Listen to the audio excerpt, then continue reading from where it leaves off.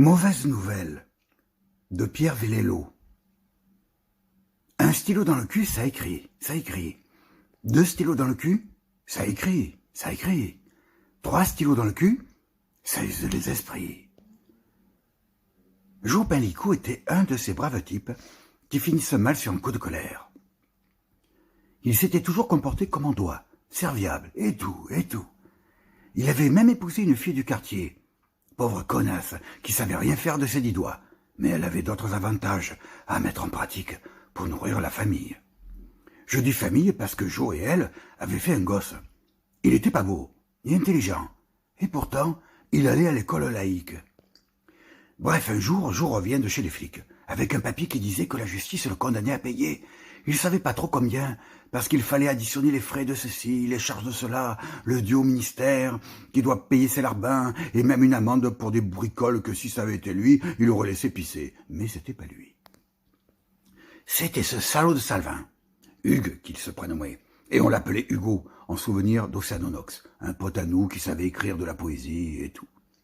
C'était un salaud parce qu'il était devenu flic, sinon il était pas méchant. Il était même con, et on en profitait.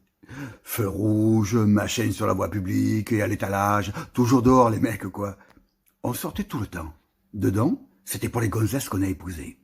On n'a pas tort d'épouser avant d'avoir des emmerdes, et surtout de faire des gosses, que ça inspire la compassion les gosses.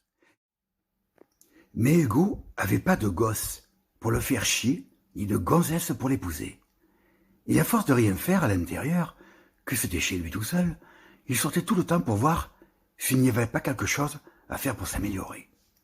Mais nous, ses potes, on n'était pas dans l'amélioration. Au contraire, ça empirait, que des emmerdes avec les flics. Quand c'était pas Hugo qui relevait l'infraction, voire le délit, parce que des fois on poussait le bouchon bien au fond de la bouteille, et Hugo, il avait pas mal de potes dans la police. Alors on morflait moins. On morflait quoi. Et on n'avait pas envie de morfler.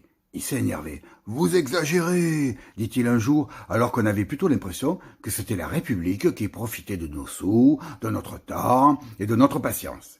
Il comprenait pas. Il avait étudié l'addition à 2 chiffres pour pouvoir être flic. Un chiffre sous l'autre, que ça donnait par égalité, avec je sais pas trop quoi, un résultat, un autre chiffre à prendre en considération. Et comme tous les flics, s'il fallait soustraire, il additionnait. C'est facile à faire comme ça à première vue, mais il était le seul d'entre nous à avoir réussi à convaincre la République qu'il pouvait faire ce con de boulot aussi bien que les autres moins cons que nous.